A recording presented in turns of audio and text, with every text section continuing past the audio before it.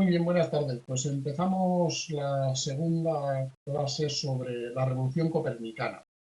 Nos quedamos en la clase anterior viendo la introducción del modelo heliocéntrico de Copérnico y las dos primeras leyes de Kepler. Os recuerdo, descubrió analizando, midiendo por primera vez la órbita de los planetas. El planeta Marte en particular fue con el que consiguió demostrar que las órbitas de los planetas no son circulares sino elípticas, y una ley, la segunda ley, que se refiere a cómo varía la velocidad de un planeta en su órbita. Además, a partir de Kepler, empieza a utilizarse el concepto de órbita en el sentido moderno de la expresión. Hasta el modelo de Copérnico, una órbita es una esfera cristalina, no de cristal, sino de una sustancia imaginaria que denominaban éter, que era supuestamente más sutil incluso que el aire y el fuego, pero eran esferas, digamos, sólidas, que es lo que significa etimológicamente la palabra orbe, de donde viene órbita, ¿no? Esfera. En cambio, a partir de Kepler, en realidad a partir de Tycho Brahe, la noción de órbita se identifica no con una esfera donde está enganchado un astro girando alrededor del Sol o de la Tierra, según el modelo que elijamos, sino que la palabra órbita designa la trayectoria, una línea que es la que sigue el planeta en su movimiento.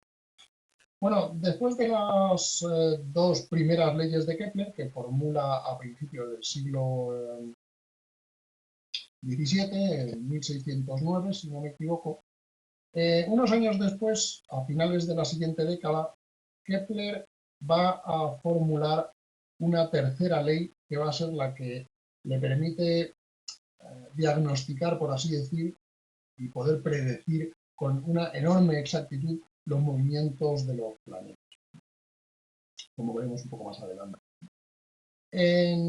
Como muestra del ingenio de Kepler, del que hablaba hace un rato, este descubrimiento se da gracias a la enorme curiosidad que siente Kepler por todos los desarrollos científicos que está viendo en esa época, y en concreto, en 1614, un matemático escocés, John Napier,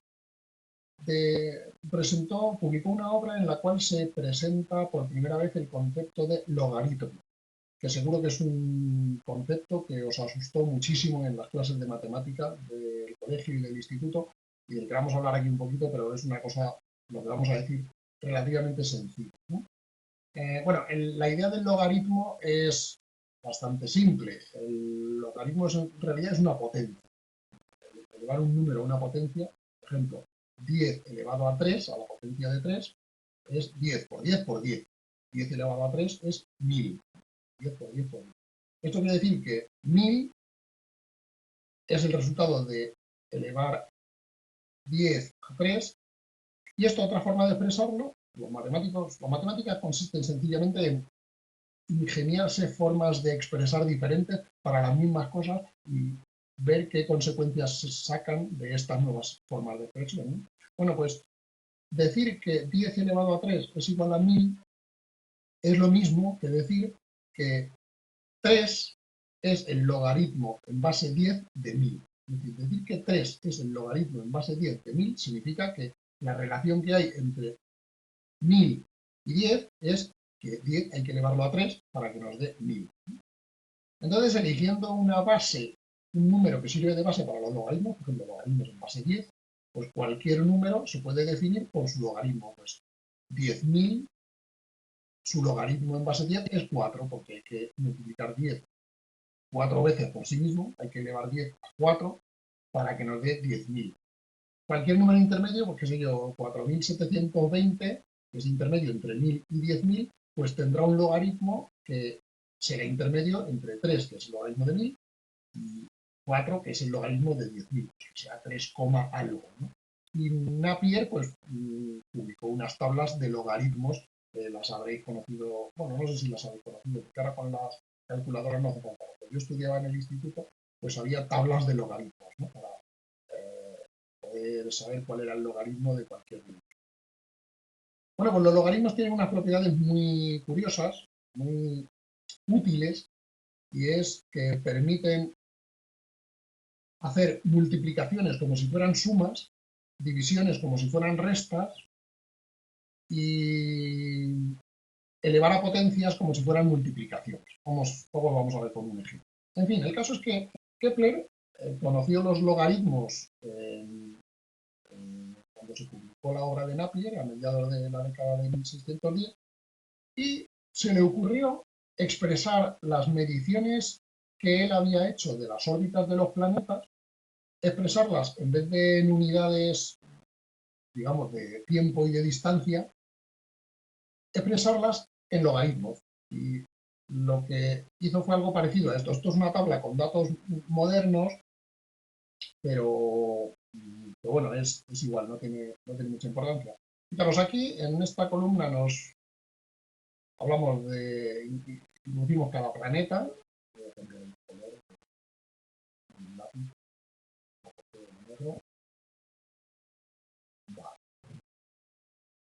Bueno, aquí tenemos cada planeta, Mercurio, Venus, la Tierra, Marte. Están incluidos Urano y Neptuno, que en tiempos de Kepler no se conocían. Urano se descubrió en el siglo XVIII y Neptuno en el siglo XIX.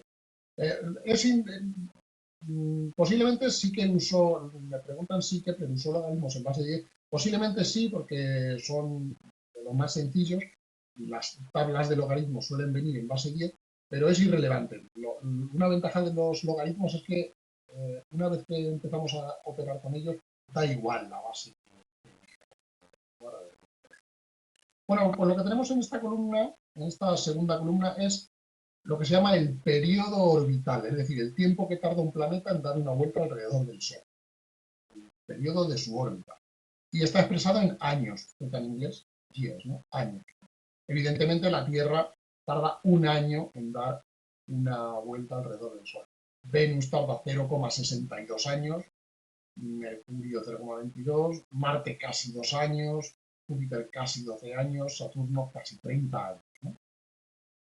Esta tercera columna nos da el radio de la órbita.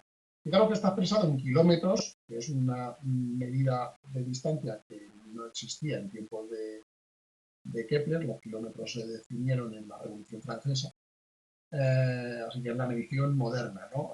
Son millones de kilómetros. El radio de la órbita terrestre, el radio medio, claro, como las órbitas son elípticas, no tienen el mismo radio por todas partes, entonces el radio medio. El radio de la Tierra son casi 150 millones de kilómetros, el radio de Venus 108 millones de kilómetros, el de Mercurio 57 millones, etc. Fijaros que en realidad Kepler, como lo hizo, no fue poniéndolo en kilómetros, ya digo, porque él no conocía esta unidad de medida. Lo que hizo fue lo mismo que ocurre aquí. ¿Qué tenemos? Pues tomamos como unidad de tiempo el tiempo que tarda la Tierra en dar la vuelta alrededor del Sol. Pues lo mismo podemos hacer aquí. Tomamos como unidad de distancia la distancia que hay entre la Tierra y el Sol. Esto va a ser la unidad. Y esto, de hecho, fue lo que hizo Kepler. Lo que pasa es que no he encontrado una tabla con ese dato para copiarla, ¿no? Podríamos poner una unidad de distancia, es el radio de la órbita de la Tierra, el radio de Venus será 0,60 y tantos, el radio de Mercurio 0,30 y tantos, el radio de Marte 1,8, lo que sea, ¿no? Expresado, digamos, en esas unidades. Bueno, pues lo que se le ocurrió a Kepler, y en esto Kepler simplemente estaba, digamos, jugueteando con la cifra, porque no tenía ninguna pista que le dijera que los logaritmos iban a ser útiles para lo que estaba haciendo, simplemente, digamos, como una forma de curiosidad, de expresar curiosidad y ver qué pasaba cuando estas cifras, el periodo y el radio, los expresábamos en logaritmos. Bueno, pues no parecía pasar nada especialmente destacado, ¿no? Esta columna, la cuarta columna, es el logaritmo en base 10 del periodo de cada planeta. Sale que el logaritmo del periodo de la Tierra es 0, Porque una propiedad de los logaritmos, con independencia de la base que sea, es que el logaritmo de 1 es 0. Cualquier número elevado a 0 nos da 1. 10 elevado a 0 es 1. 7 elevado a 0 es 1. O sea que el logaritmo en base 10 de 1 es 0, es a lo que hay que, 0 es a lo que hay que elevar 10 para que nos dé 1. Pero también el logaritmo en base 7 o en base 2 de 1 es 0, porque 2 hay que elevarlo a 0 para que nos dé 1. Así que aquí nos va a salir 0 independientemente de cuál sea la base del logaritmo que elijamos. Y bueno, y estos son los logaritmos de los periodos de cada planeta, ¿no? Pues ¿a cuánto hay que elevar 1, ¿a cuánto hay que elevar 10 para que nos dé 1,88? Pues hay que elevarlo a 0,274. ¿A cuánto hay que elevar 10? Pues estamos con logaritmos en base 10. El caso de 1 es independiente qué base utilicemos, pero en los otros casos ya no. ¿A cuánto hay que elevar 11,86? Perdón, ¿a cuánto hay que elevar 10 para que nos dé 11,86? Pues hay que elevarlo a 1,74. Fijaros, esto ahora con una calculadora lo podemos hacer relativamente enseguida, pero en tiempos de Kepler pues había que usar las famosas tablas de logaritmos que Napier fue el primero que puso. ¿A cuánto hay que elevar esto? 0,62, o sea, el periodo de Venus, para que nos... No, ¿a cuánto hay que elevar 10? Perdón, para que nos dé 0,62. Pues hay que elevar 10 a menos 211. Bueno, esto es otra propiedad de los logaritmos, que para que nos dé un número menor que 1 hay que elevar la base a un número negativo. En fin, esto es irrelevante. Bueno, y en esta última tabla hacemos lo mismo con el logaritmo del radio de los planetas. Y nos salen pues estas cifras que tenemos. Fijaos que os he dicho que aquí en esta tabla aparecen las unidades del radio en millones de kilómetros, pero Kepler lo que hizo fue tomar como unidad el radio de la Tierra, con lo cual aquí les salían otros números diferentes, ¿no? Eso nosotros lo podemos hacer haciendo una operación que es esta. Esto es simplemente la última columna que teníamos, restándole el valor correspondiente a la Tierra. Cogemos esta columna y le restamos a cada valor el valor correspondiente a la Tierra. ¿Y qué nos sale con esto? Pues si a 2,175, que es el logaritmo del radio de la Tierra, le restamos 2,175, le restamos lo mismo, pues el número le restamos ese mismo número, que nos queda, pues nos queda 0. Así que aquí nos va a quedar para el valor de la Tierra 0.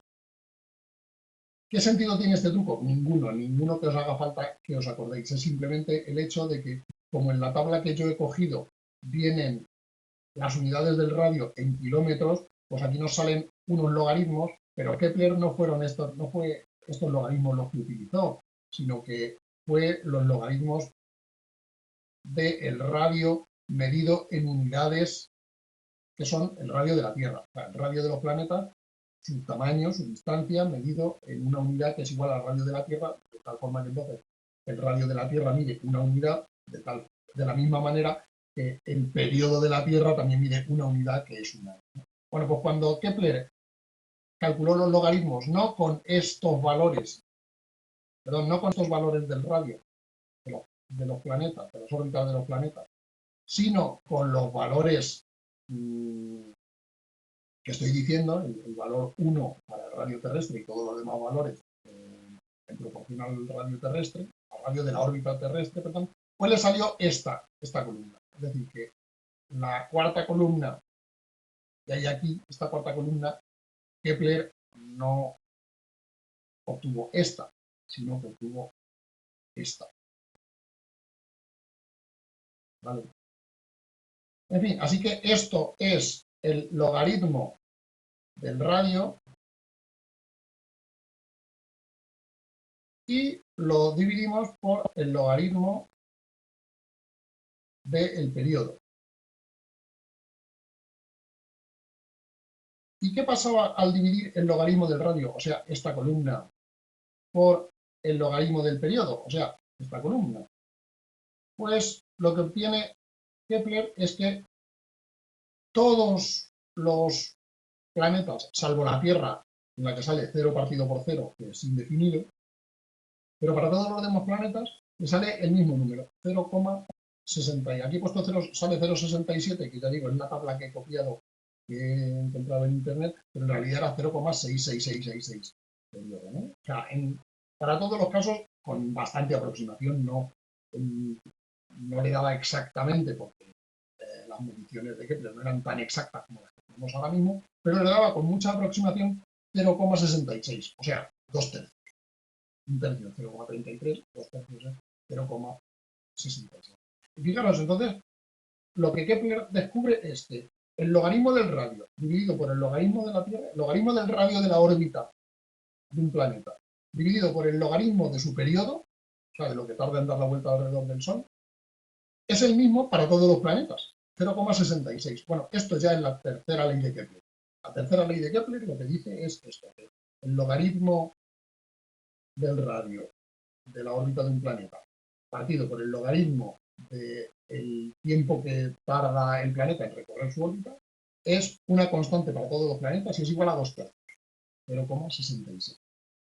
Esto, pues ya de por sí es una ley muy importante, es una formulación válida de una ley muy importante, pero no llama demasiado la atención porque dice, bueno, ¿qué tienen que ver los logaritmos, ¿no? A mí háblame de las órbitas y de los periodos, no me hables de los logaritmos, ¿no?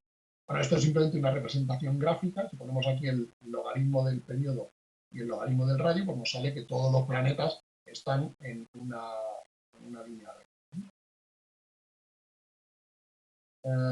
Bueno, ya digo, la ley la podemos formular así, ¿no? Y simplemente pues nos dice que el logaritmo del radio partido por el logaritmo del periodo es igual a 2/3. Bueno, esto lo he formulado de una manera un poco distinta. Perdón. Vamos un poquito más atrás. O sea, lo que dice la ley, tal como lo había expresado antes, es que esto es igual a 2/3. Logaritmo del radio partido por logaritmo del periodo es igual a 2/3. Bueno, lo que hace esta fórmula es expresar esa ecuación de otra manera, ¿no? Es simplemente pasar este logaritmo más viejo lo teníamos aquí abajo, lo hemos pasado a este lado. Bueno, y esta constante no interesa ahora mucho de dónde sale. Podéis olvidaros de esto. Bueno, ahora lo que hacemos es que este 3 que está aquí multiplicando, lo pasamos a dividir, dividiendo lo pasamos a multiplicar al otro lado. Bueno, en realidad lo que hacemos es multiplicar los dos lados de la ecuación por 3, toda la ecuación por 3, y nos queda esto, 3 por el logaritmo del radio es igual a 2 por el logaritmo del periodo.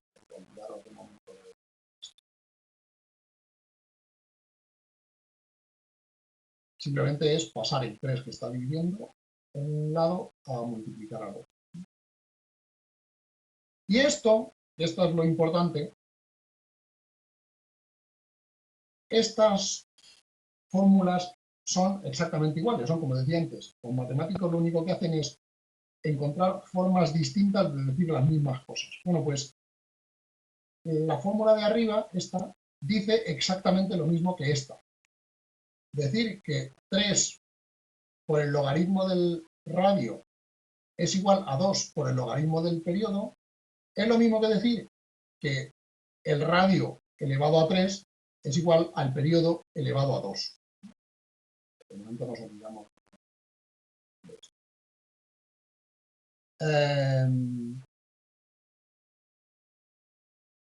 Porque fijaros, el logaritmo quiere decir que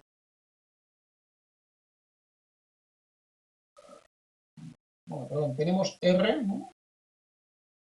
y habrá un número que sea el logaritmo de R, ¿no?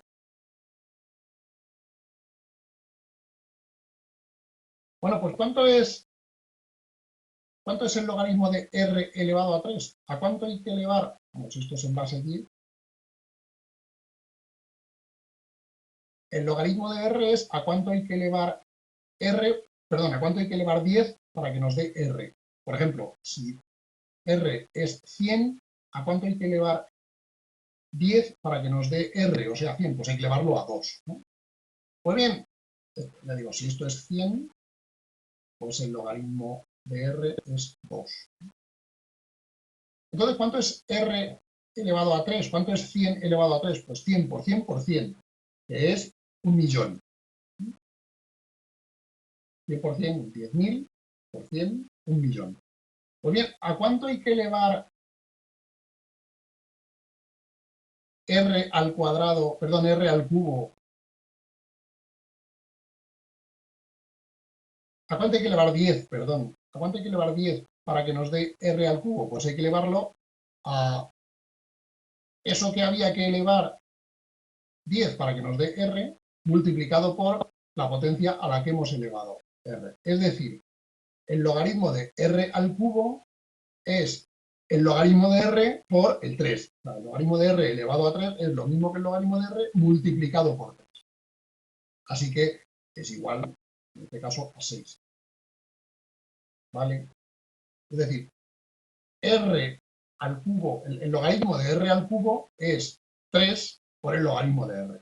Lo he puesto con el ejemplo de 100. Si ponéis cualquier otro ejemplo, en vez de 100, 1000, por ejemplo, y en vez de 3, 7, pues el logaritmo de 1000, que es 10 elevado a 3, es 3, y el logaritmo de 1000 elevado a 7 es 10 elevado a 3 da 1000, por 7, que es a lo que lo hemos elevado. Así que el logaritmo de 1000 elevado a 7 es 3 por 7, 21. Bueno, entonces, decir que 3 multiplicado por el logaritmo de R es 10. Decir que 3 por el logaritmo de R es igual a 2 por el logaritmo de t es sencillamente lo mismo que decir que R elevado a 3 es igual a t elevado a 2. Y dicho de otra manera, si nos llevamos esta t que está aquí multiplicando, nos lo llevamos al otro lado dividiendo, pues nos queda esta fórmula. El radio del planeta, que es R elevado al cubo, partido por el cuadrado de su periodo, es el mismo para todos los planetas. Esto, fijaros, aquí ya no aparecen logaritmos. Bueno, no os tenéis que aprender. Está bien si lo entendéis, ¿no? Si yo pregunto algo sobre esto, pues para probar, incluso a lo mejor para sacar notable no hace falta hacer el cálculo con los logaritmos. Bueno, para sacar sobresaliente, pues sí. Ya digo, la ley que expresada como la hemos expresado al principio, parecía que no dejaba de ser una curiosidad, ¿no? El logaritmo del radio partido por el logaritmo del periodo es igual a 2/3. En cambio, expresado así, es decir, expresado no en términos de logaritmos, sino en términos de las unidades cuyos logaritmos hemos hallado, o sea, expresado en términos del radio y el periodo, no del logaritmo del radio y el logaritmo del periodo, pues nos queda una fórmula mucho más interesante, que es esta, que es que el radio elevado al cubo dividido por el periodo elevado al cuadrado es constante, es el mismo para todos los planetas. Lo cual además tiene una de las características interesantes de las leyes, que es, de las leyes científicas, quiero decir, que es su universalidad. El hecho de que es una ley que vale para todos los planetas. No es algo que se cumpla para uno, sino que tienen todos en común. Y es algo además que por primera vez le da a Kepler la idea de lo que posteriormente se ha llamado sistema solar. El hecho de que todos los planetas tienen algo en común, no solo el hecho de que la forma de sus órbitas sea semejante, tengan un movimiento parecido, sino que incluso la relación que hay entre el tamaño de cada órbita y la velocidad del planeta, es decir, la velocidad a la que le hace tener un periodo mayor o menor, es algo que es común para todos los planetas, ¿no? Además, cuando se descubrieron, como veremos más adelante, los satélites de Júpiter, que los descubrió Galileo unos años antes, Kepler también descubrió que los satélites de Júpiter también obedecían la tercera ley. Lo único es que esta constante era diferente. En vez de ser la que fuese para el caso de los planetas, pues era distinta. Lo cual parecía que tenía un significado relativamente claro, y es que esa constante depende de alguna fuerza que ejerce el astro alrededor del cual giran los planetas. Es decir, el hecho de que la relación entre el cubo del radio y el cuadrado del periodo sea constante en el caso de los planetas del sistema solar, sea constante también en el caso de los planetas, de los satélites de Júpiter, pero sea diferente la de los satélites de Júpiter que la de los planetas del sistema solar, pues la explicación más clara es que hay algo en el cuerpo alrededor del cual giran los planetas, que es el Sol, que hace que la constante sea esa, y hay algo que hay en Júpiter, que es el cuerpo alrededor del cual giran los satélites de Júpiter, que hace que la constante sea esa. Me preguntan, 2/3 de dónde la saca, ¿no? 2/3 lo saca de aquí, lo saca del hecho de que efectivamente es la pendiente de la recta que hemos dibujado, pero lo saca del hecho de que al dividir esto entre esto, le sale 2/3, le sale siempre 0,66. De ahí es de donde sale, ¿no? Luego, al representarlo gráficamente en un eje de coordenadas, saldría así, pero ojo, eso no lo hace Kepler, porque los ejes de coordenadas los descubre Descartes unos años después, o se los inventa Descartes unos años después. En el tiempo de Kepler no existían, esto es simplemente una representación moderna, ¿no? Lo único que esos 2/3, al aparecer aquí,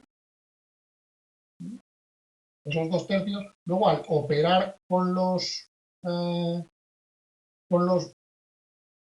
logaritmos, en los 2/3 se convierten en exponentes.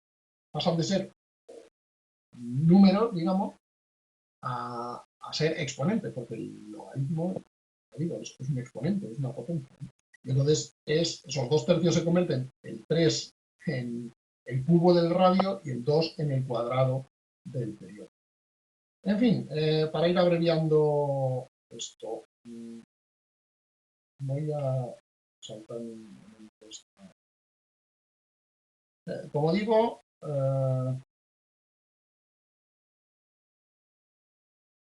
los hallazgos de Kepler, tanto lo que acabo de decir, el hecho de que la constante que aparece en la tercera ley depende del astro que esté en el centro del sistema, como el hecho de que en la primera y en la segunda ley el Sol está en un foco de la elipse que es la órbita del planeta, y además la distancia al Sol varía, la velocidad varía según la distancia al Sol, pues estos tres hechos apuntan a la conclusión de que el Sol tiene algún tipo de causa, desempeña algún tipo de causa fundamental en los movimientos de los planetas. O sea, que no es solo una realidad, digamos, geométrica, el hecho de que el Sol esté en el centro, sino que hay algún tipo de fuerza que hace que los planetas se muevan como se mueven alrededor del Sol, una fuerza ejercida por el Sol.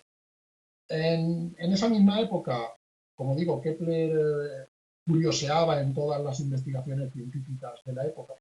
Otra de las investigaciones que se hicieron entonces es la investigación de Gilbert sobre el magnetismo. Kepler sugirió que podía haber un tipo de fuerza magnética que uniera al Sol y los planetas, pero bueno, fue una especulación que no progresó más allá de ahí. Descartes, unas décadas después, propuso un modelo puramente mecanicista. Mecanicista quiere decir que se basa simplemente en los empujones, en las fuerzas mecánicas, no de atracción o repulsión, sino simplemente de empujar, de presionar, como el mecanismo de un reloj, ¿no? Un reloj de cuerda, claro, de péndulo, ¿no? Un reloj eléctrico. Pues en el modelo mecanicista de Descartes se suponía que el espacio estaba lleno de un fluido que giraba alrededor del Sol, produciendo lo que llamaba Descartes vórtice, que es una palabra culta que significa remolino. Bueno, pues estos remolinos arrastraban a los planetas, ¿no? Pero, como digo, todo esto fueron meras especulaciones hasta que, gracias al trabajo de Huygens, Hooke y Newton, unas décadas después, pues se encontró la ley de la gravedad, que, como os estáis imaginando, es hacia lo que apuntan todas estas cosas. Bueno, simplemente una reflexión más filosófica que está en esta transparencia, y que posiblemente os sea útil para la asignatura de filosofía de la ciencia en tercero, ¿no? Y es, fijaros que aquí hemos estado, al hablar de Kepler, lo que hemos hecho ha sido decir que Kepler consiguió medir las órbitas de los planetas, ¿no? Pero en realidad, esa medición no es una pura observación, no basta con mirar al cielo y observar la órbita del planeta. El hecho de que Marte sigue una trayectoria elíptica y que obedece las tres leyes de Kepler, las otras dos leyes, la primera es la es elíptica, las dos son la velocidad depende del radio y la tercera que la velocidad depende, bueno, perdón, que la velocidad, bueno, no voy a repetir ahora hablando, este sobre ahí, que si no me enrollo y no terminamos. Digo, en los detalles de cuál es la órbita de Marte, por ejemplo, no son algo que se pueda observar a simple vista, es algo que Kepler deduce a partir de dos cosas. Una son las posiciones aparentes de los planetas, es decir, en qué punto aparecen en el cielo, en qué punto se observan en el cielo. Y eso sí que es algo que se puede observar, ¿no? Pero necesita algo más para inferir, para calcular o medir la verdadera órbita del planeta, porque esas posiciones aparentes las había conocido perfectamente Ptolomeo y todos los demás astrónomos anteriores a Kepler. Lo que la otra tesis que utiliza Kepler para inferir o deducir o medir las posiciones reales de Marte es la teoría heliocéntrica, es decir, la hipótesis, la conjetura de que no estamos en el centro del universo, sino que estamos observando el planeta Marte desde puntos diferentes del espacio según se va moviendo la Tierra. Esto es algo que Ptolomeo no podía hacer porque él no suponía que la Tierra se movía, al contrario, suponía que la Tierra estaba aquí.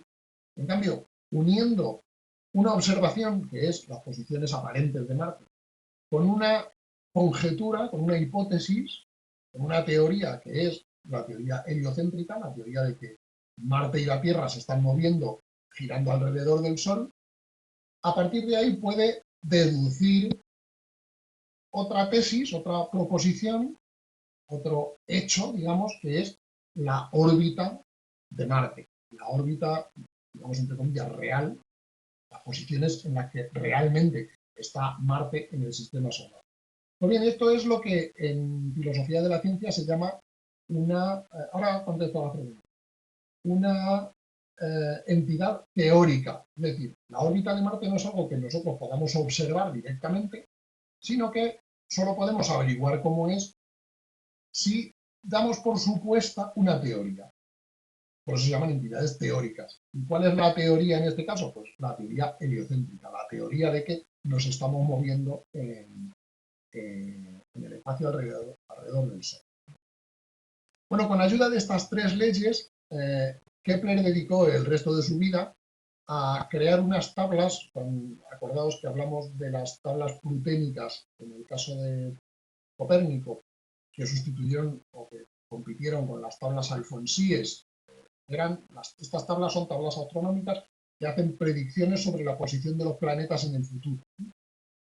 Bueno, pues Kepler publicó unas nuevas tablas que podían predecir para los siguientes años las posiciones que iban a tener, en las que iban a observarse los planetas, y estas tablas, al contrario que las tablas pluténicas, que no mejoraron mucho la capacidad predictiva de las tablas alfonsíes, que estaban basadas en el modelo tolemaico, las tablas pluténicas de Copérnico estaban basadas en el modelo copernicano, obviamente, heliocéntrico. Pues bien, las tablas rudolfinas, basadas en las leyes de Kepler, consiguieron unas predicciones asombrosas, unas predicciones en varios órdenes de magnitud mucho más exactas que las predicciones anteriores. Y esto fue definitivamente, además de las observaciones de Galileo con el telescopio, de lo que vamos a hablar a continuación, esto fue lo que a lo largo del siglo XVII, hacia mediados del siglo XVII, hizo que prácticamente todos los astrónomos estuvieran ya convencidos de que el modelo copernicano, el modelo heliocéntrico, era el correcto, era la descripción correcta del universo. Perdón, las preguntas, cuando decimos que observamos sobre el fondo de estrellas fijas de la eclíptica, estamos hablando... Sí, o sea, la eclíptica es la franja del firmamento por la que circula el Sol y los planetas, ¿no? Y las constelaciones que hay en esa franja de firmamento son las constelaciones del zodiaco, efectivamente.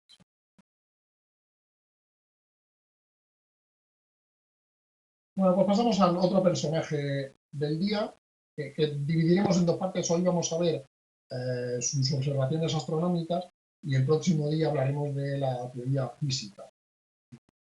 Si solo medía posiciones relativas, ¿cómo pudo medir el año marciano? Bueno, esta es una pregunta interesante. Vamos a retroceder un poco.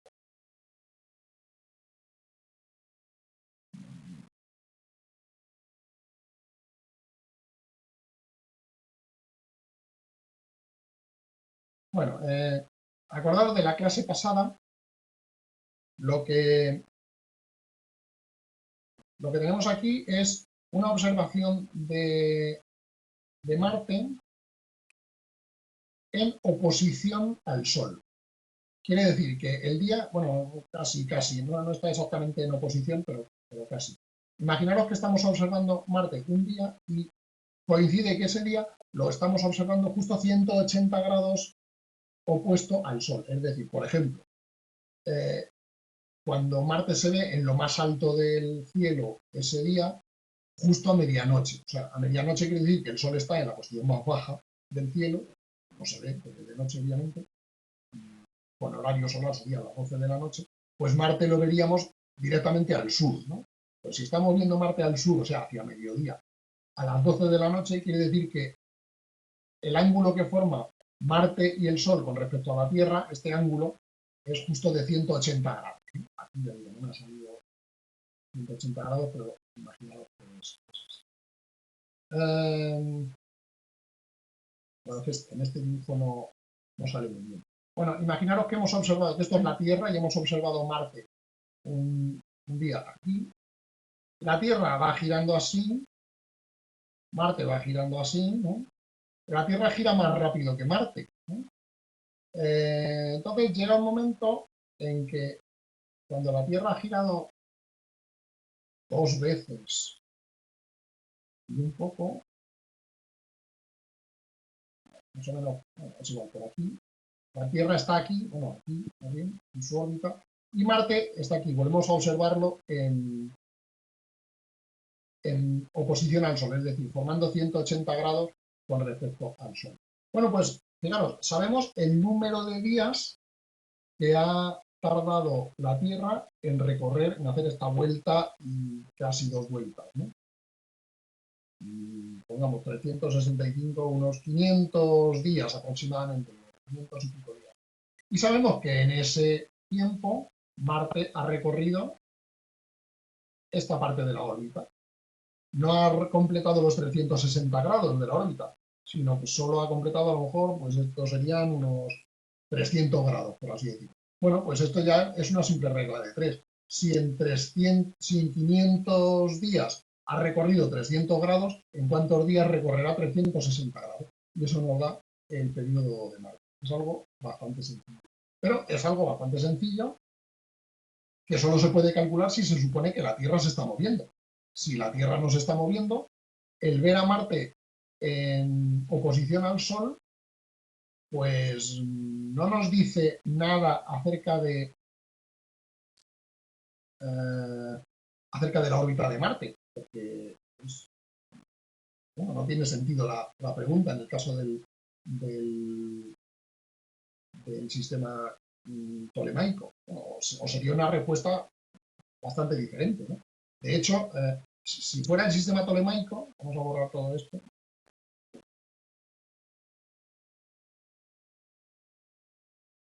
Bueno, casi mejor voy a otra diapositiva.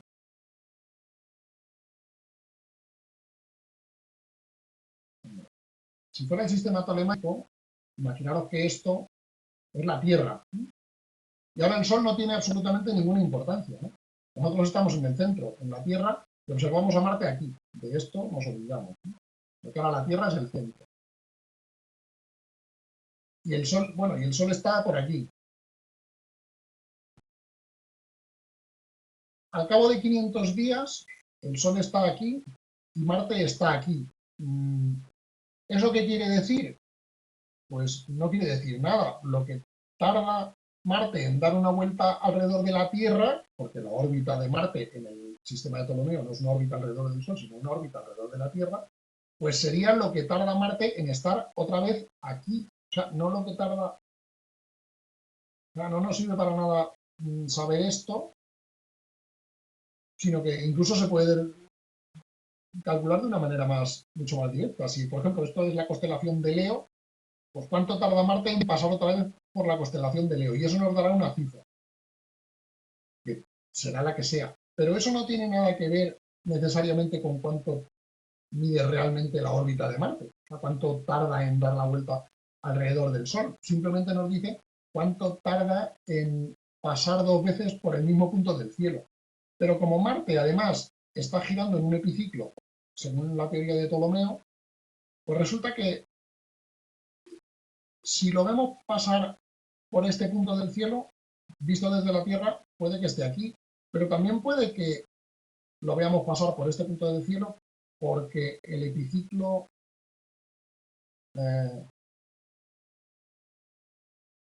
sea este y el centro del epiciclo ya se haya movido, o sea, el deferente se haya movido ya hasta aquí. Es decir, en el caso de la astronomía de Ptolomeo, las mediciones de la órbita de Marte dan resultados completamente distintos.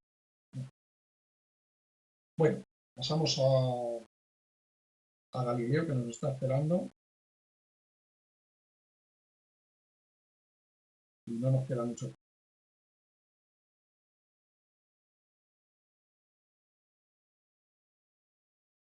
Bueno,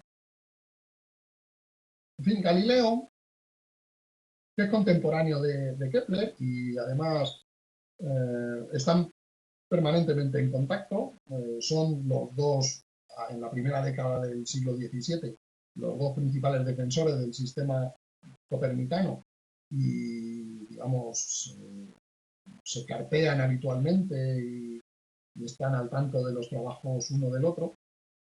En cambio, Galileo nunca llegó a aceptar la teoría de las órbitas elípticas de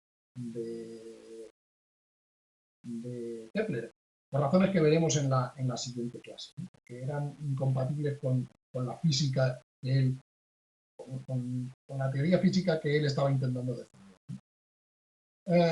Pero Galileo ofrece una defensa del sistema copernicano completamente distinta a la de Kepler. La de Kepler se basa en observaciones, digamos, a ojo desnudo, que eran las que había hecho Tycho Brahe, con observatorios muy grandes, que simplemente lo que hacían era medir la posición aparente de cada planeta en cada momento del día, ¿no?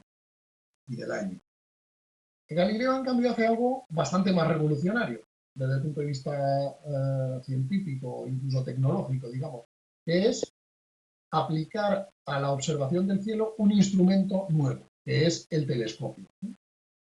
El telescopio se había inventado recientemente. Galileo, que además de un buen científico era bastante manitas, ¿no? Le gustaba construir aparatos de todo tipo, y él mismo se dedicó a construir varios telescopios, los iba haciendo mejores. Al principio las principales aplicaciones del telescopio eran militares, pues, para que los ejércitos pudieran observar a los enemigos lo mejor posible, pero él, pues su curiosidad científica lo hizo aplicarlo a otro tipo de objetivos. Bueno, él también defendía los usos militares y de hecho pues se ganó un dinerito importante vendiendo sus primeros telescopios a la República de Venecia como una herramienta militar. Pero en fin, como también tenía curiosidad científica, pues hizo algo que aparentemente no había hecho nunca nadie con los telescopios, que ya digo, era un instrumento que tenía pocos años de existencia entonces, era observar el cielo. Y lo primero que se puso a observar en el cielo fue la luna, que es el cuerpo celeste más fácil de observar, ¿no? Y lo que observó descubrió al observar la luna con el telescopio fue algo que cambió completamente la idea que se tenía acerca de los cuerpos celestes desde toda la tradición astronómica, ¿no? Sobre todo desde el pensamiento de Platón y Aristóteles, que influye decisivamente, como habéis visto, en todas las teorías astronómicas posteriores, incluida la de Copérnico. Se pensaba que el cielo, todo lo que había en el cielo, todos los cuerpos celestes, tenían que ser perfectamente esféricos, porque la esfera era el objeto matemático, la figura matemática más perfecta, y se suponía que el cielo era la realidad más perfecta y tenía que ser completamente perfecto desde el punto de vista matemático. De hecho, como recordáis, la propia revolución copernicana la motiva el propio Copérnico, quiero decir, por el hecho de que el sistema de Ptolomeo no estaba a la altura de las exigencias estéticas de la matemática de la geometría, digamos, tenía demasiadas irregularidades, por así decir, el sistema de Ptolomeo. Él intenta crear un sistema con menos irregularidades y consigue prescindir de los ecuantes y reducir el número de epiciclos, pero no consigue prescindir por completo de todas estas irregularidades. Kepler, como ya sabéis, abandona la idea de que las órbitas tienen que ser circulares, algo que no hace Galileo, perdón. Pero en cambio, Galileo observa la Luna y se da cuenta de que la Luna no es una esfera perfecta. Observada con el telescopio, lo que se ve en la Luna es algo que en estos, que son dibujos del propio Galileo, que como veis, pues pintaba bastante bien, tenía una buena educación artística y musical también. Pues lo que ve en la Luna es que hay algo tan trivial como montañas. Y el hecho de que la Luna posea montañas, fijaros por ejemplo en este dibujo, pues se ve muy claramente que en el límite entre la luz y la sombra, veis que no es un límite perfectamente definido, sino que es irregular. Y no solo es irregular, sino que en el lado de la sombra hay puntos de luz. ¿Qué quiere decir eso? Bueno, pues que ahí hay unas montañas que son muy altas y aunque el sol, digamos, se está poniendo, está empezando a salir y hay una parte oscura y una parte iluminada, pero las cumbres de las montañas están iluminadas mientras que el valle que tienen alrededor todavía está oscuro. Es decir, lo que se ven ahí son montañas. Pues bien, si la Luna tiene montañas, quiere decir que no es una esfera perfecta, no es una esfera cristalina perfecta. Hombre, a simple vista se ve que la Luna tiene manchas, que no es de un color perfectamente regular, tiene partes más oscuras y partes más claras, pero a simple vista puede pensarse que es completamente lisa, aunque no sea del mismo color por todos los lados, ¿no? Pero en cambio con el telescopio lo que aprecia Galileo inmediatamente es que la Luna tiene montañas. Su superficie no es regular, sino que es como la de la Tierra. Y por lo tanto no es un cuerpo perfectamente, un cuerpo geométrico perfecto. Así que esto daba un carpetazo, refutaba directamente la tesis aristotélica, pero también platónica, de que los cuerpos celestes tienen que ser perfectamente esféricos. Digo que él mantiene la teoría de que las órbitas son circulares, pero por otros motivos, como motivos que tienen que ver con la física y no con la observación.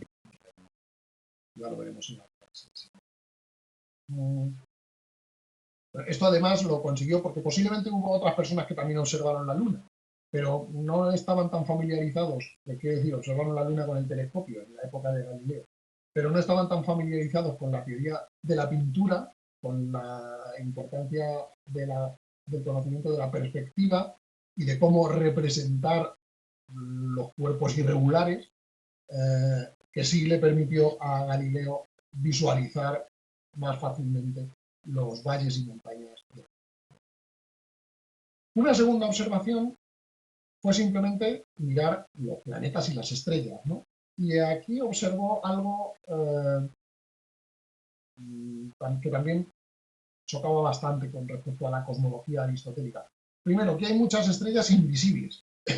Quiero decir, invisibles a simple vista, que con el ojo desnudo no se ven y en cambio con el telescopio sí. Esto puede querer decir, bueno, que unas estrellas brillan más que otras, pero también puede querer decir que hay estrellas que están tan lejos, están más lejos que las otras, tan lejos que no se ven a simple vista y hace falta el telescopio para verlas, con lo cual el universo podía ser mucho más grande que lo que suponía la cosmología aristotélica, ¿no? Tampoco estaba claro por qué, si Dios había creado las estrellas para que se vieran desde la Tierra, por qué había creado estrellas que no se veían, que solo se podían ver con el telescopio, ¿no? Es un asunto más teológico, ¿no? También descubrió que la Vía Láctea no es algo así como una nube, digamos un fluido continuo, sino que está formada por pequeñas estrellitas, que con el telescopio sí se ven distintas unas de otras, a simple vista parece una nube, ¿no? Y una cosa más importante todavía es que las estrellas, al observarlas con el telescopio, aunque se ven más, pero se ven igual del mismo tamaño, es decir, se siguen viendo como un punto. Las estrellas a simple vista parecen un punto luminoso y observadas con el telescopio también parecen un punto. Pasa con un punto que brilla un poquito más.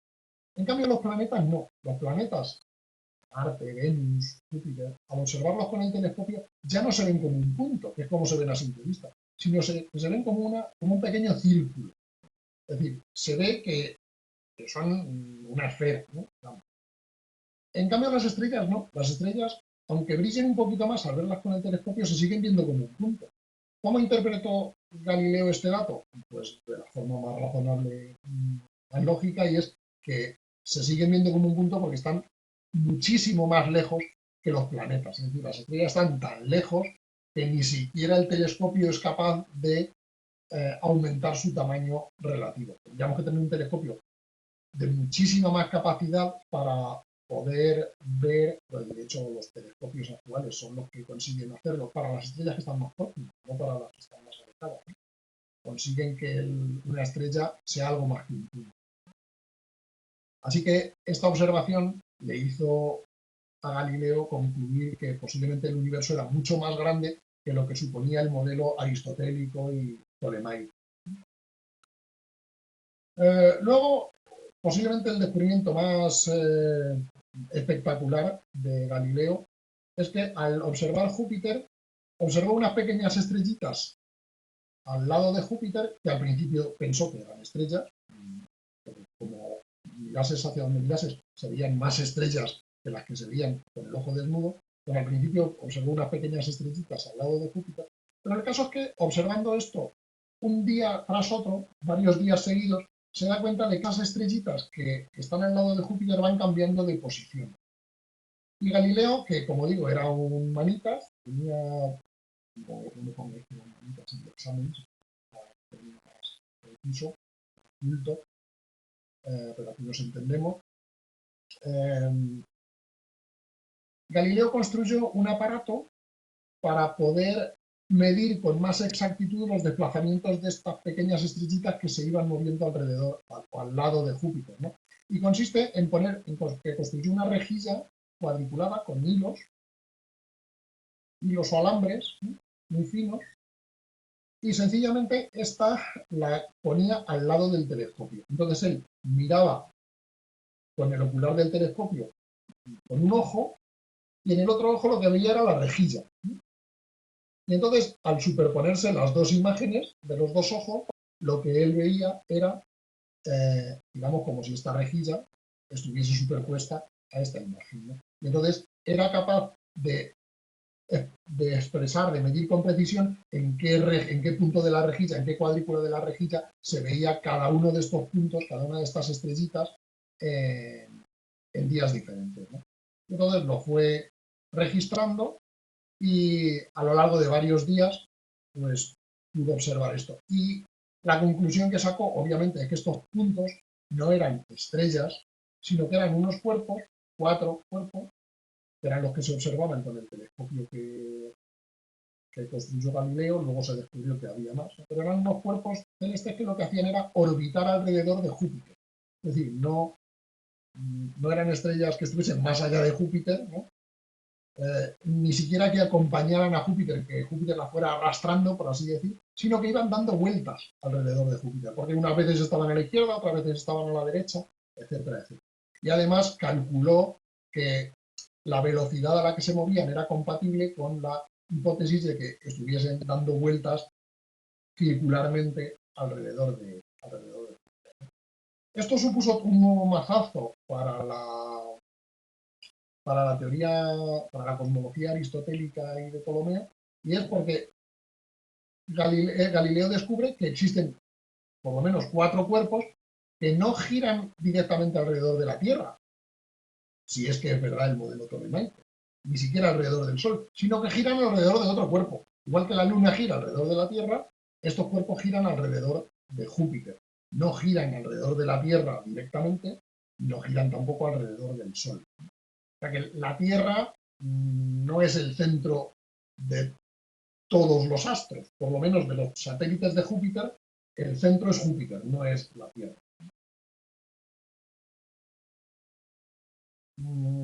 Pero el descubrimiento más importante, en el sentido de más influyente, para que los astrónomos de la época se convencieran de que el sistema de Ptolomeo tenía que ser abandonado, es el de las fases de Venus. Las fases de Venus son como las fases de la Luna. O sea, la Luna, pues sabéis que hay días que está más iluminada y días que está menos iluminada. El cuarto creciente, cuarto menguante, luna llena, luna nueva, que es cuando prácticamente no se ve. Pues bien, lo que Galileo descubrió es que las fases de Venus son así, ¿no? Pues un día a lo largo de varios meses, ¿no?, Venus empieza observándose así, como digamos cuarto creciente,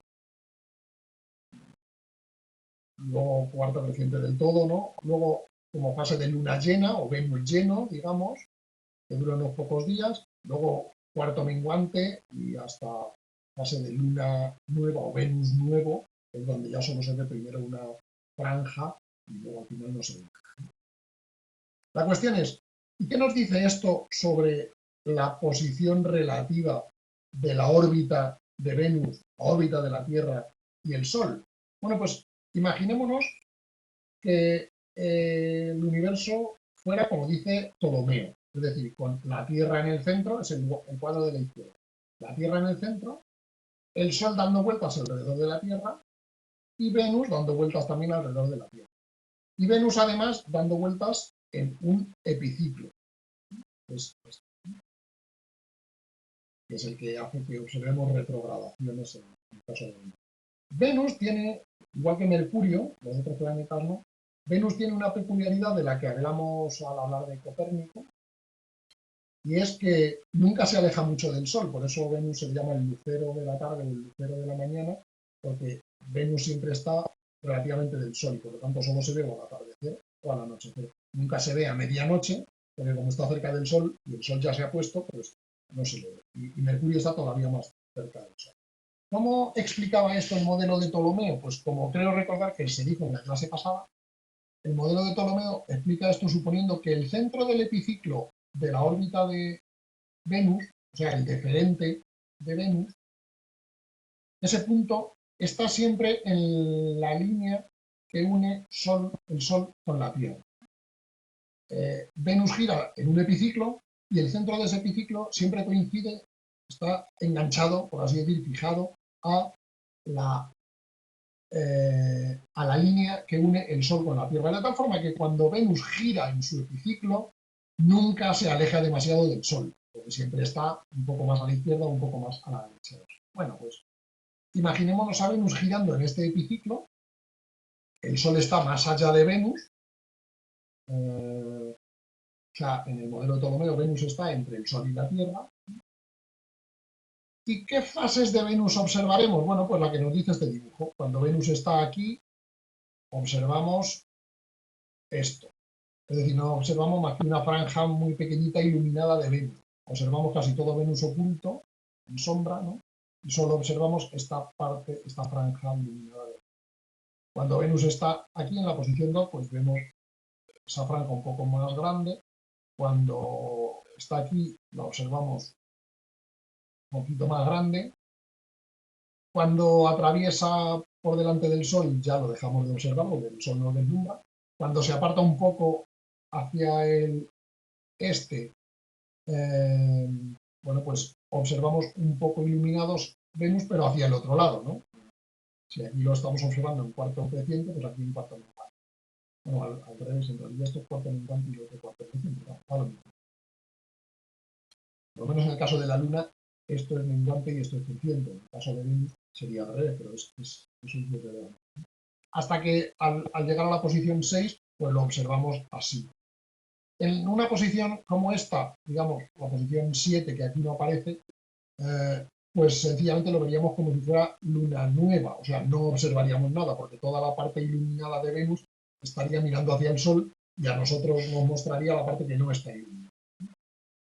Muy bien, resulta que esto no es lo que se observa al observar las fases de Venus. Al observar Venus con el telescopio, fijaros, sin el telescopio esto no lo observamos, porque Venus siempre es un punto más iluminado o menos iluminado, más brillante o menos brillante, pero solo un punto. En cambio, con el telescopio observamos Venus como una figura circular y sí podemos observar entonces estas fases. En cambio, lo que observamos es esto, ¿ok? En este lado, que coincide con lo que tendríamos que observar si nos preguntan si los planetas no brillan también. Bueno, los planetas brillan porque reflejan la luz del Sol, igual que la Luna, no tienen luz propia. Bueno, hasta esta época no está claro si los planetas brillan por su propia luz o por reflejo de la del Sol. De hecho, estos descubrimientos son los que demuestran que los planetas no tienen luz propia, por eso Venus tiene fase, como si Venus tuviera luz propia, pues siempre estaría todo iluminado, todo el círculo que vemos, ¿no? Sí que se sabía, por supuesto, que la Luna no tiene luz propia, porque obviamente aparece una parte oscura y otra iluminada. No, los únicos planetas que tienen fases son los planetas que están más cerca del Sol que la Tierra, o sea, Venus y Mercurio. Marte, Júpiter y Saturno no tienen fases porque como están más lejos de la Tierra, más lejos del Sol que la Tierra, vistos desde la Tierra siempre se ve la parte iluminada. Porque la parte que está oscura, la parte que no está iluminada, está vista desde la Tierra, siempre está por detrás, porque es la parte que da hacia afuera del sistema solar. Bueno, pues las fases de Venus que se observan efectivamente cuando lo miramos con el telescopio son las que tiene que tener según el sistema heliocéntrico, según el sistema copernicano. Es decir, ahora el Sol es el que está en el centro, la Tierra está aquí girando alrededor del Sol, Venus está girando alrededor del Sol, pero en una órbita más pequeña que la de la Tierra. Por tanto, su órbita está incluida dentro de la Tierra. Bueno, pues en este punto observaríamos a Venus de esta manera.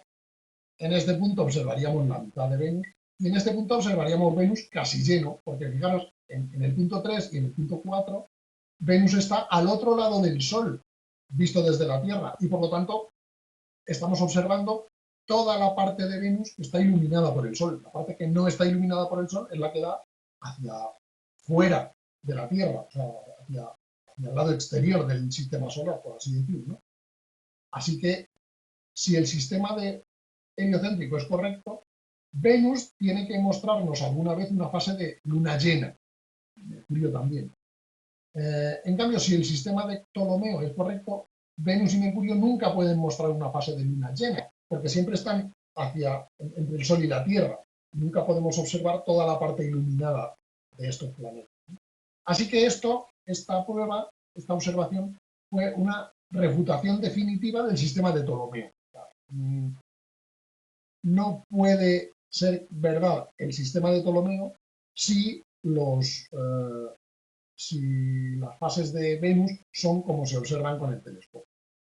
El único sistema que sí podría ser compatible con estas observaciones, además del sistema de Copérnico, o el sistema heliocéntrico, es el sistema de Tycho Brahe, que si recordáis es igual que el sistema de Copérnico, con una diferencia, y es que en lugar de suponer que el Sol está en el centro y todos los planetas giran alrededor, lo que supone es que todos los planetas giran alrededor del Sol, salvo la Tierra. La Tierra está en el centro, el Sol gira alrededor de la Tierra y todos los demás planetas giran alrededor del Sol, en el sistema de Tycho Brahe, ¿no?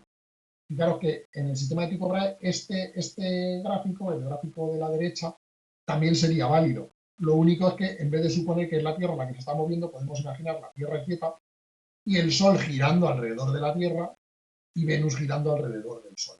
Pero las observaciones serían las mismas. Así que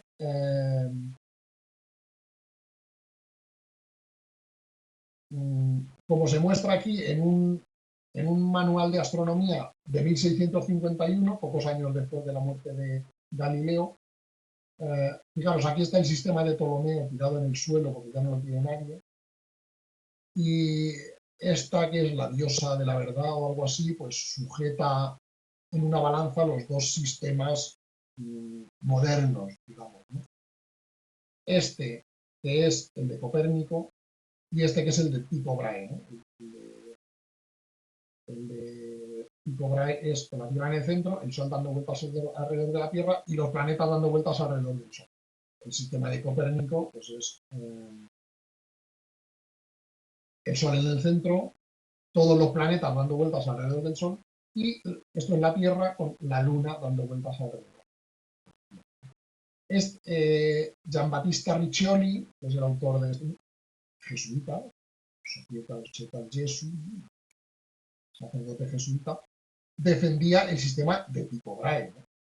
Pensaba que la Tierra estaba en el centro del universo y el Sol daba vueltas a su alrededor y los planetas daban vueltas alrededor del Sol.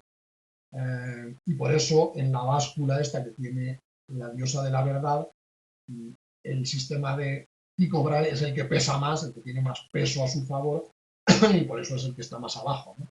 Más abajo quiere decir que tiene más peso, que es más sólido, más bueno. Pero en fin, por otro lado, otro dato interesante, ahora voy a las preguntas, otro dato interesante es, estos son simplemente las ventas de los principales manuales de astronomía ptolemaicos. Desde que se empezaron a imprimir, cuando se inventó la imprenta, es uno de de las primeras obras que se imprimieron, que fueron estos manuales. Dos astrónomos medievales, Feuerbach y Sacrobosco.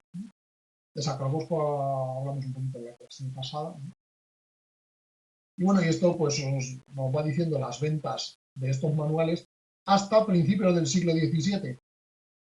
En 1610, Galileo y Kepler ya han publicado sus descubrimientos y a partir de entonces los manuales de astronomía medievales geocéntricos, los que defienden la teoría geocéntrica, pues prácticamente se dejan de publicar.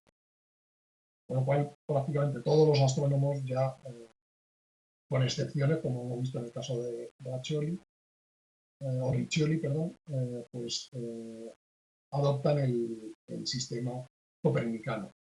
O bien en su versión de Galileo con órbitas circulares, que viene en la versión de Kepler, con órbitas elípticas, que son las que terminan siendo más aceptadas, porque como decía, gracias a las tablas rudolfinas, son las que mejores predicciones astronómicas permiten hacer, pero ya a mediados del siglo XVII prácticamente todos los astrónomos se han convertido al sistema heliocéntrico. Y la pregunta es, ¿cómo se transmitía la luz? Bueno, no se tenía absolutamente ni idea. O sea, hay varias teorías sobre la luz que empiezan a formularse en el siglo XVII, pero son muy, muy especulativas.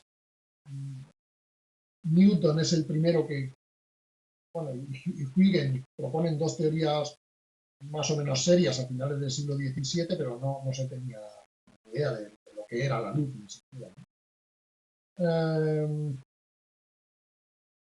Creía en el éter. Bueno, lo que pasa es que la palabra éter es una palabra que no tiene un significado muy claro. Se llama éter a cualquier sustancia que suponemos que está llenando todo el espacio y que utilizamos para explicar algo que queremos explicar, ¿no? No es el éter de Newton no es el mismo que el éter de Ptolomeo o de Aristóteles, ¿no? Que el éter de Aristóteles es una sustancia que no llena todo el espacio, solo llena el espacio de la Luna para arriba. De la Luna para abajo hay los cuatro elementos terrestres, fuego, aire, agua y tierra. El éter está en las regiones supralunares. En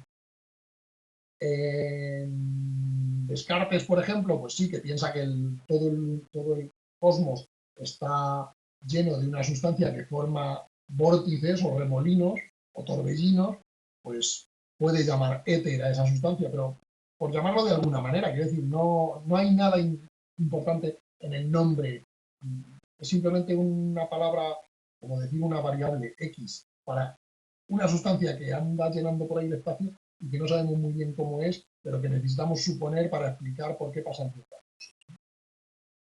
¿Por qué decidió Kepler utilizar la teoría heliocéntrica para hacer sus cálculos? Vamos a ver.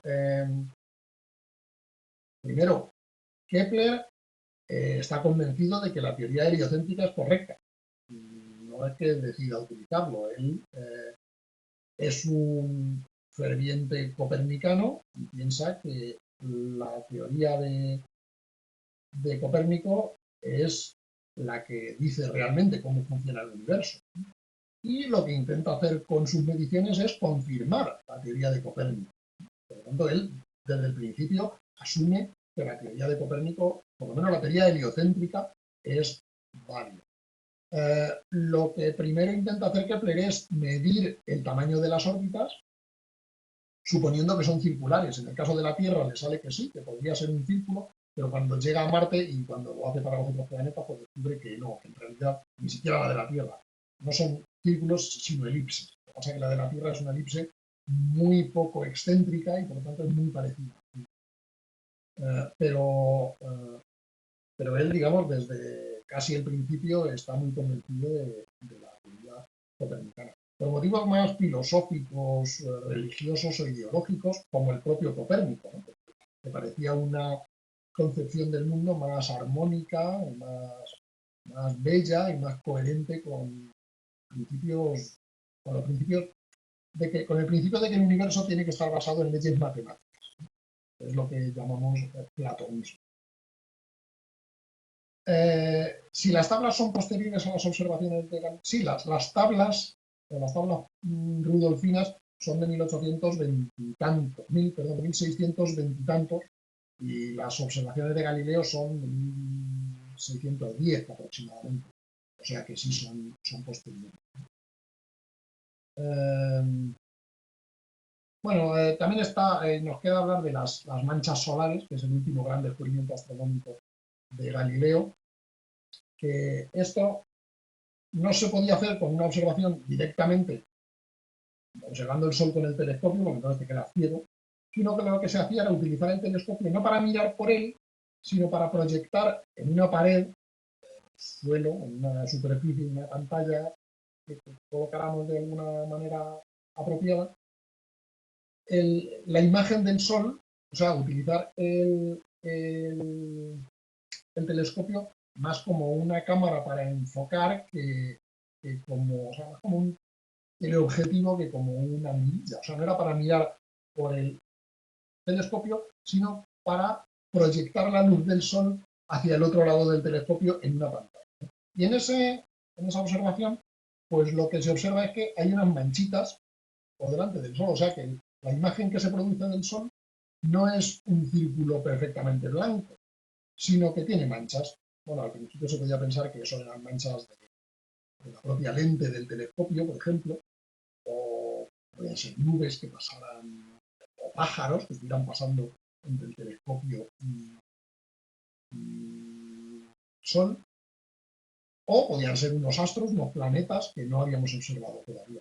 Lo que hace Galileo es observar estas manchas a lo largo de una serie de días, de semanas, y ver que aparecen fijas relativamente, o sea, que aparecen más o menos en la misma posición unas con respecto a otras. Lo que pasa es que se van moviendo. Fijaros, estas de aquí, pues, bueno, unas aparecen y desaparecen, pero el caso es que mantienen la misma posición relativa, pero se van desplazando a medida que avanzan los días. Lo cual interpreta Galileo, de manera correcta, como que son algo que está en la superficie del Sol. Como si fueran, digamos, una montaña o un lago o un valle en la superficie del Sol, y el Sol va girando y se va moviendo. Y entonces, a medida que el Sol va girando, vemos ese punto de la superficie del Sol en posiciones distintas. Es decir, las manchas solares demuestran dos cosas importantes. Primera, que el Sol no es perfecto, al lado de la Luna, porque su superficie no es regular, y además que el propio Sol está girando. O sea, no solo la Tierra está girando alrededor de su eje según gira alrededor del Sol, sino que el propio Sol, que está en el centro del sistema solar, también está girando alrededor de su eje. Bueno, el tamaño del Sol se conocía aproximadamente, si recordáis, por las mediciones de Aristarco, pero eran mediciones muy aproximadas. Entonces, en realidad, hasta posteriormente a Galileo, hasta el siglo XVII, XVIII, no hay unas mediciones, en el siglo XVII, no hay unas mediciones relativamente precisas de la distancia a la que está el Sol y, por lo tanto, del tamaño real del Sol. Una vez sabido el tamaño real del Sol, pues sí, es inmediatamente fácil de calcular que el tamaño de esas manchas deben ser mayores, incluso en muchos casos, que el propio tamaño de la Tierra. Pero vamos, tampoco es, dado lo grande que es el Sol, pues tampoco es mucho. Pues, el Sol es cientos de veces, el diámetro del Sol es cientos de veces más grande. En fin, como digo, esto lo interpreta Galileo como una prueba no solo de que el Sol tiene una superficie imperfecta, sino que el propio Sol está también girando alrededor de su propio eje, que tampoco es un dato, un hecho fundamental para decidir entre el sistema copernicano y el sistema de tipo Brahe, por ejemplo. En los dos sistemas el Sol podría estar girando, incluso en el de Ptolomeo. En fin, y con esto terminamos el repaso a los descubrimientos astronómicos de Galileo. Fijaros, lo importante no es simplemente que os sepáis de memoria qué cosas descubrió Galileo observando con el telescopio, sino que entendáis de qué forma estos descubrimientos son relevantes a la hora de decidir cuál de los sistemas astronómicos que están compitiendo en aquella época, el sistema de, básicamente, el geocéntrico y el heliocéntrico, cuál de los dos sistemas son más apoyados por estos descubrimientos y por qué. Porque estos descubrimientos son argumentos a favor del sistema heliocéntrico y argumentos en contra del sistema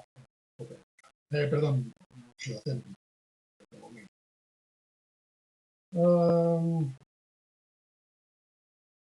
La frase Epur si muove, bueno, parece que es un mito, o sea, no creo que Galileo se atreviese a decir eso al salir del Tribunal de la Inquisición, ¿no? Con los inquisidores ahí al lado. Simplemente sea un mito. Vamos, tampoco añade nada al valor, ni quita nada al valor de los descubrimientos de Galileo.